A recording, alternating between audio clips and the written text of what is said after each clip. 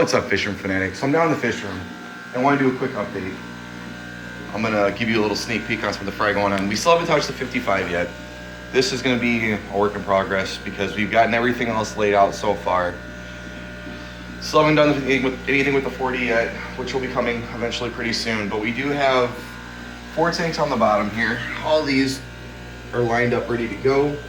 They were tested. We have less than a week or so-ish before these guys will be getting stocked. These are going to get filled. This 55 is getting flipped to over here where all the buckets are now. It'll actually go down over here. And you can see that the 72 is doing really, really well. All of the fish are pretty well acclimated now, and they are really enjoying their home. They've colored up extremely nicely. The rasboras in the back have actually gotten a lot deeper and darker in color. As you can see, they're really vibrant, which is really nice to see. The bloodfins are doing well, serpays are, black skirts, diamonds, everybody's kind of found their little niche. Everyone's doing really well. These guys have come out a lot.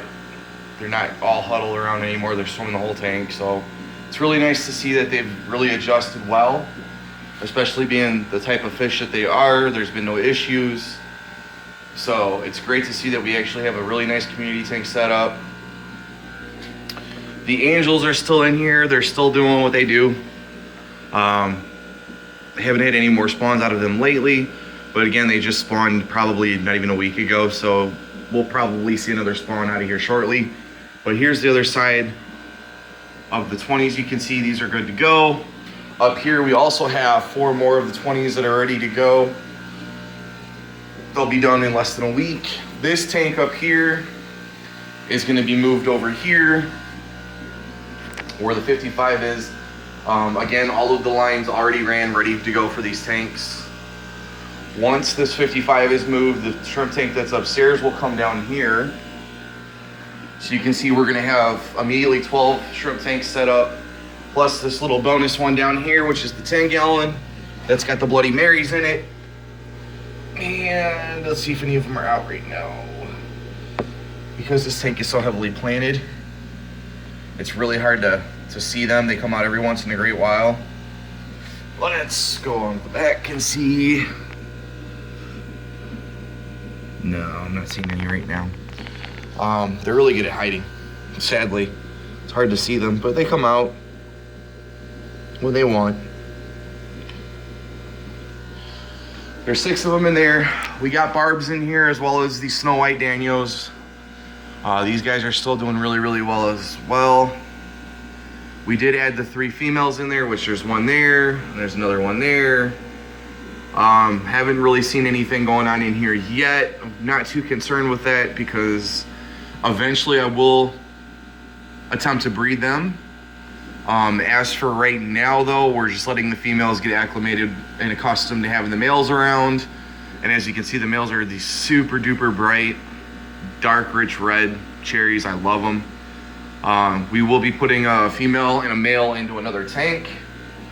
And here we have our fry, which if you haven't seen this update yet, you can check it out. When these guys were laid, this was almost a week ago now. These guys are just about a week old. You see they're doing really well. I can't even begin to tell you how many there are in here. I know there's a lot. I mean, that's all I can say. I honestly think that there's like close to 20 of them in here. I mean, I can just kind of zoom back out a little bit and show you there's a whole school of them in here. So there's probably about 20. It looks like they're mollies. There's a couple of them in here that are darker. So it's possible we got mollies and platies in here. It's also possible that the lyre tail silver mollies did drop fry, and because they are, you know, such a different mutation, or I won't say a mutation, but a variation of the molly species, that you're not going to get pure silver veil tail or lyre tails every single time. So that is also a possibility. But I mean, you can see that there's some that are just super dark, and then there's some that are just super bright white. I mean, there's, for instance, you can see that one's a lot darker than the other ones, you know. So it's very possible. We do have the gold, or not the gold, the koi swordtails here. This one is extremely pregnant. She should hopefully be dropping fry soon. You can see maybe not, barely, but there's one of the, right in the center of the screen is one of the fry. They're almost 2 weeks old now, doing really well. There's only about 3 that survived out of the 9 or 10 that we had. Again, that's fine with this 16 being set up. The one pregnant koi that is in here now, she is going to be getting moved over there. So when she has her fry, we'll remove her. We'll stick her back in this tank and we'll just raise the fry over in that tank. And once they're full, we'll go from there and decide what we want to do if we're going to set up more tanks, because we still have a 10 here, we have a 10 here, and then we've also got 3 more 20 highs, which the reality is I think one of these 10s is going to get moved up over on the end here, and then these 20s are going to get turned sideways simply because it's like an inch too short. Bad planning on my part. They're about an inch too short on the bottom to actually reach all the way across. So if I move that 10 up here, I'll turn this one sideways here, turn this one sideways here, and I'll probably end up moving this one over underneath of the 40 gallon that's on the other side. But I mean, everybody's doing really, really well. Like I said, we still got 3 of these fry here, which considering they're in there together, and this tank's not heavily planted yet, so the fact that 3 of them survived is really awesome. We do have to fix the light in here. We have the blue light, but we don't have the normal fluorescent. It went out, so that's something that we're working on too, getting replaced. These guys are gonna grow up and see exactly how they're doing, how, you know, what they are and what's going on. We'll probably end up selling these at one of the swaps. I mean, they're gonna go for pretty cheap because they're mollies, they're silver. Even if you go to a pet store, they're like $4 a piece. I doubt we'll even charge close to that. I know we're not gonna charge close to that, but it's not gonna be as much as you would think because they're mollies, and every swap that we've been to, this is the one thing I always look for, is something like mollies, something like guppies. Over here, these guys have, I will get back to that in a second. I know I'm kind of sidestepping here and getting away from myself, but these guys have turned out absolutely gorgeous. You've got the snake skin on these with the orange and the yellow tails. There's like 3 or 4 of them like that. This is also the bright blue with a huge fan in the back. Again, that's one of the juveniles. Like, these guys have grown up and they have so much color. It's just absolutely astounding. This one here did not color up that well, so I'm thinking that I don't know how well or how long that one will be with us for, along with this one as well. Again, the tail's nice, got a little bit of nice coloring to it, but it's not full. And I really don't think they're gonna get full color on the tails, but we'll see what happens. I might just leave them in there because their tails are super, like, their tail fins are shiny, they pop. And I know it's really hard to see that, but it's almost like it's got a glow to it. And it's really hard to pick it up on camera, but I mean, their tails shine when the light hits them. It's gorgeous. So I might leave them in there and just try to get more of that trade out of them and mix them with others. But we don't really ever see guppies there unless they're like generics. Every now and then you'll see a specialty strain. There was one in particular that I wanted for, I mean, we went up to like 2 different swaps and seen them, and I didn't get a chance to pick up either because we weren't quite ready for them.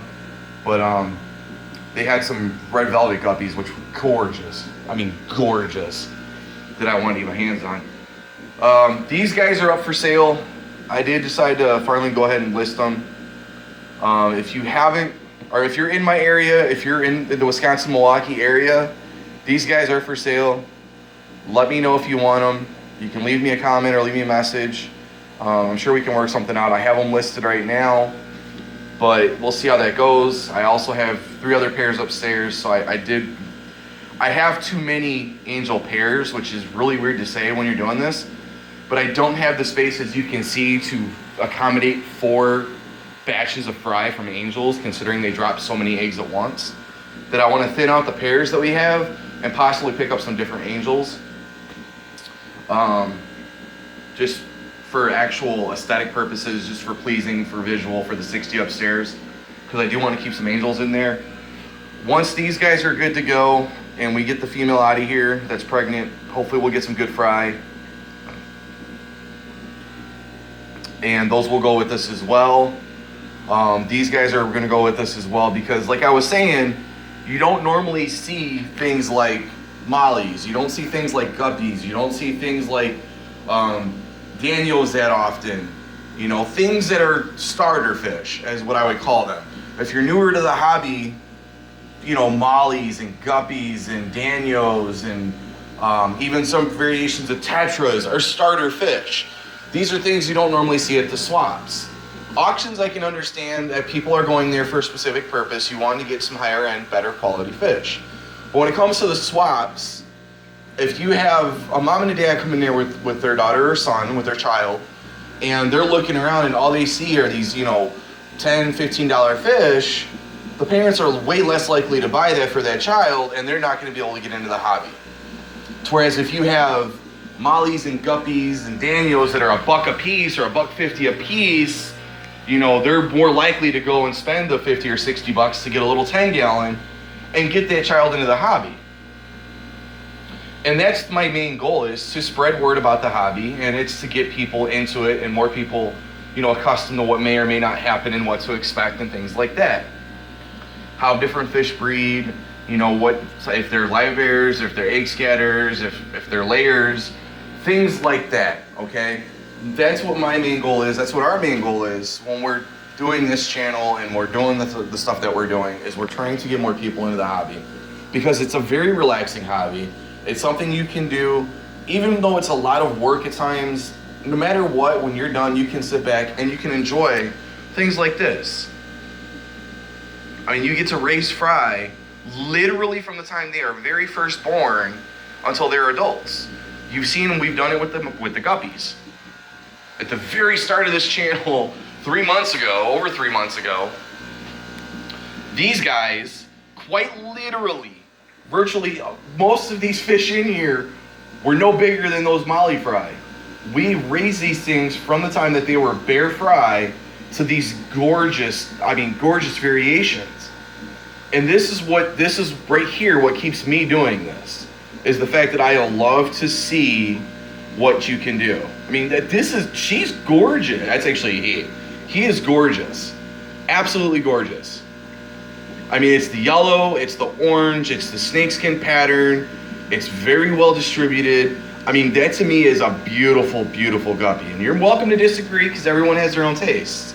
Again, like this one, the fantail, oh my God.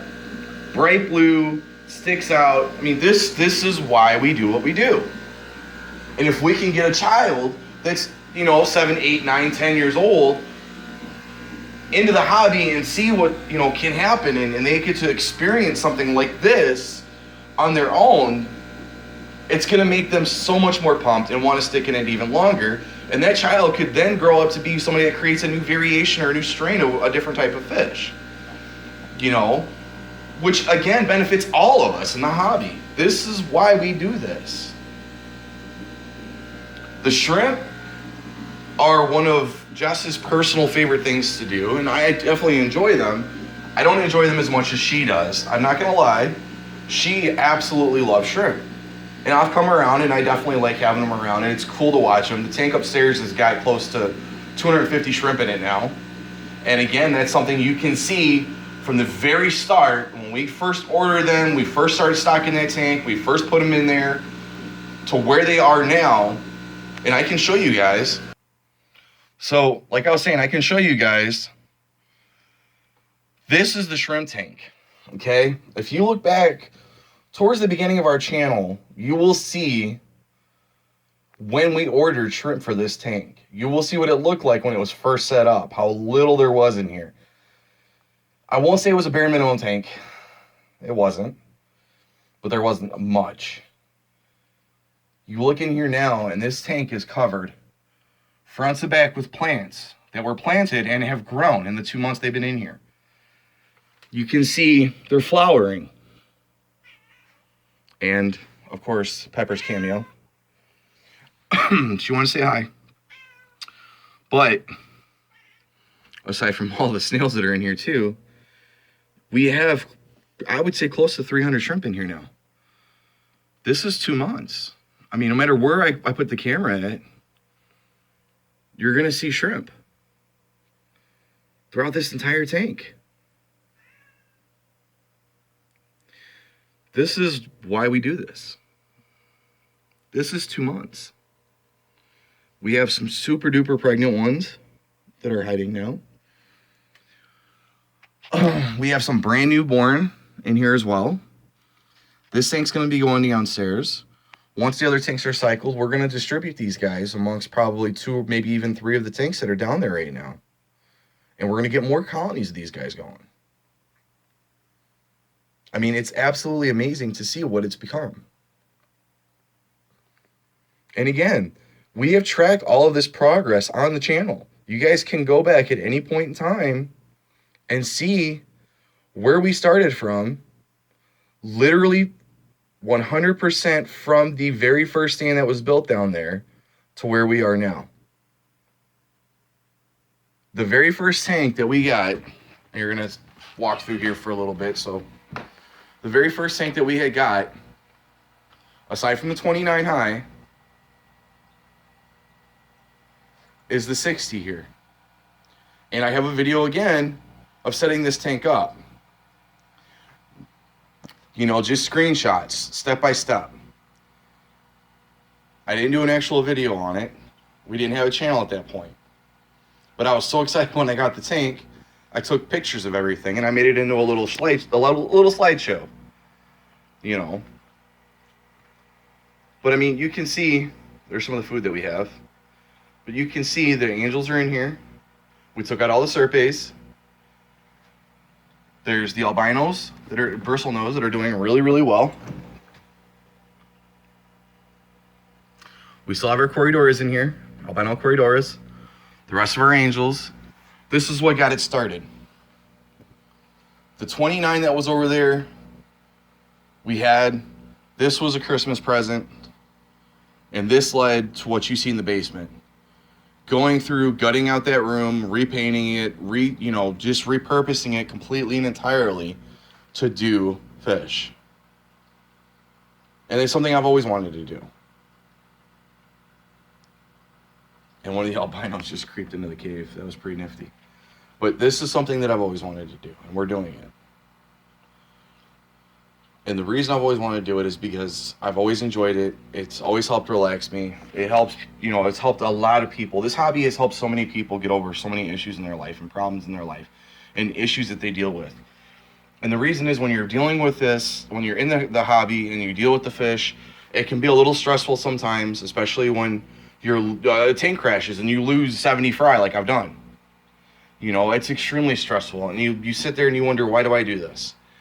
And then you turn around, 2 months later or a month later, and you have, I don't know, another 25 fry, in one tank, and you got, swordtail fry in another tank, and you've got angels that are spawning, and you've got a beautiful, bow front tank set up as a community tank, and it's got tons of tetras in it, and you get to see how well the plants have grown that you've put in there, and there's only one fake plant left in this tank. All the rest of this is completely live now. And you can see that progress too. That it started off with a bunch of fake plants. Now it's mostly live plants in here. It helps soothe the soul and to get more people into the hobby and get them interested and allow them to be a part of what we do and give them that opportunity to experience what we experience is why we do this. So that's enough of that. I mean, you guys have seen the progress that we've made. You've seen what's going on. If you have any questions, comments, or concerns, let me know in the box below as always. Suggestions are welcome. If you guys haven't already, please like, subscribe, and share. Like I said, I really want to get these videos out there. I really want to get more people into our hobby.